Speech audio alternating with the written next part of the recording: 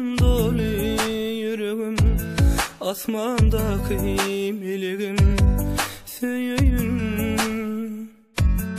Seherim sen sorağım, menin arzu dileğim, menin yalnız gereğim, söyün. Göreyim men gözlerim, nurdan dolu gözlerim, yüreğimden söyünüm, baktım deyip söyün.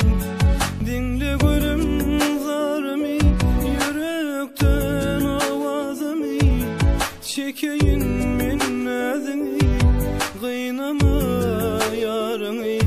Yüreğimde dinlesin, baktım sen, umudum sen, gözlerime bakıp desem, sevgilim sen yarım. Yüreğimde dinlesin, baktım sen, umudum sen, gözlerime bakıp desem, sevgilim sen yarım.